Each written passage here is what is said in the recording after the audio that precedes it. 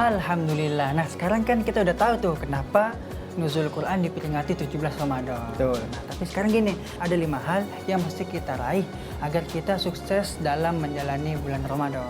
Yang keempat, yang pertama, Ihsan. Yang di mana-mana tuh pertama kan baru mulai ini.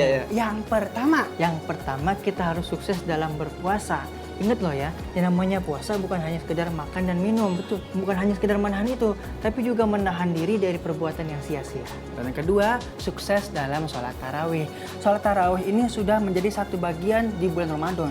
Jadi nggak boleh dipisah-pisahkan, karena yang namanya dipisahkan itu sakit. Ya, ini orang malah curhat. Udah, sekarang yang ketiga nih. Yang ketiga, kita harus sukses dalam tadarus Al-Quran. Nah, mengingat ini bulan Ramadan adalah bulan Al-Quran, pemirsa. Nah, ini momennya tepat banget untuk kita menghatamkan Quran berkali-kali.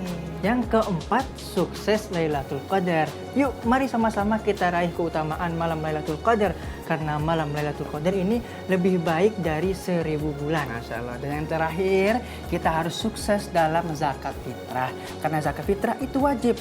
Jangan pelit-pelit. Shopping-shopping ke mall bisa, bayar zakat fitrah nggak bisa. Jadi orang jangan pelit-pelit, kenapa? Bayar zakat fitrah. Gak usah marah-marah juga kali. Sabar. Lagi puasa. Nah, pemirsa, insya Allah kalau kita bisa meraih 5 hal yang tadi, kita tercatat sebagai orang yang sukses dalam menjalani Ramadan. Amin. Nah, pemirsa, setelah ini bakal ada tayangan tentang bagaimana Al-Quran turun dan bisa sampai ke kita semua. Yuk sama-sama kita saksikan tayangan yang berikut ini.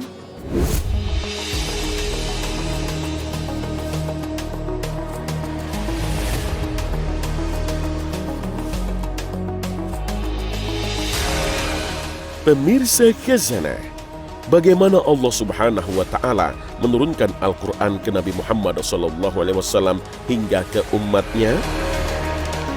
Al-Quran Al-Karim adalah wahyu Allah Subhanahu wa Ta'ala yang disampaikan kepada malaikat. Allah Subhanahu wa Ta'ala berbicara kepada para malaikat tanpa perantara dan dengan bahasa yang difahami malaikat itu. Rasul SAW bersabda,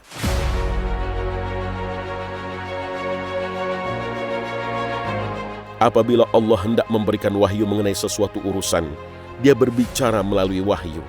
Maka langit pun bergetar dengan getaran, atau dia menyatakan dengan guncangan yang dahsyat karena takut kepada Allah Subhanahu wa Ta'ala. Ketika penghuni langit mendengarnya, mereka pingsan dan jatuh. Lalu bersujudlah kepada Allah. Yang pertama kali mengangkat kepalanya di antara mereka itu adalah malaikat Jibril. Lalu Allah menyampaikan wahyu kepada Jibril menurut apa yang dikehendakinya.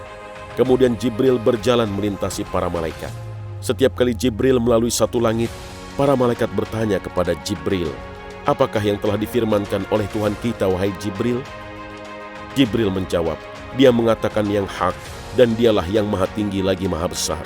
Para malaikat itu semuanya mengatakan seperti yang dikatakan oleh Jibril. Lalu Jibril menyampaikan wahyu itu seperti diperintahkan Allah Azza wa Jalla. Hadis riwayat Tabrani.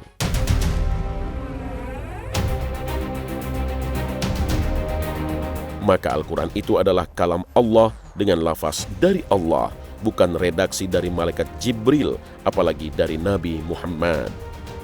Lalu bagaimana wahyu disampaikan dari malaikat ke Nabi SAW? Secara umum ada 2 cara penyampaian wahyu oleh malaikat-malaikat kepada Rasul.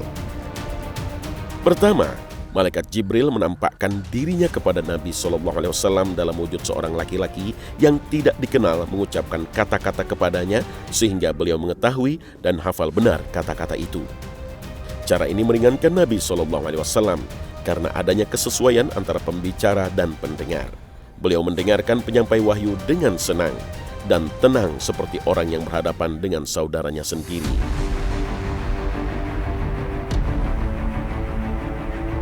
Cara kedua, malaikat Jibril mendatangi Nabi SAW, namun ia tidak terlihat. Nabi SAW mengetahui kedatangan malaikat Jibril dengan suara yang mengiringinya. Terkadang seperti suara lonceng, dan terkadang seperti dengungan lebah. Dan pada saat itu, tubuh Rasul SAW terasa sangat berat.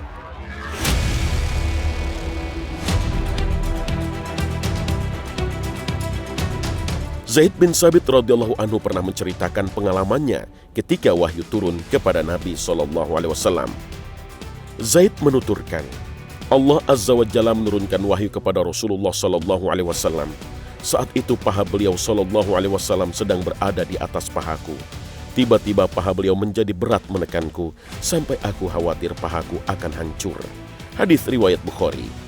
Setiap kali Nabi SAW mendapatkan wahyu, para sahabat berkumpul mengelilingi beliau. Mereka menanyakan wahyu yang turun tersebut dan kemudian mereka hafalkan. Cara para sahabat dalam menghafalkan wahyu yang turun ini dengan mengikuti bacaan Nabi SAW. Nabi SAW membacakan ayat demi ayat. Setelah cukup satu surat, Nabi SAW lalu menamai surat itu serta menjelaskan urutan masing-masing ayat dan surat tersebut secara detail. Hal ini berlangsung selama Nabi SAW hidup. Wallahu a'lam.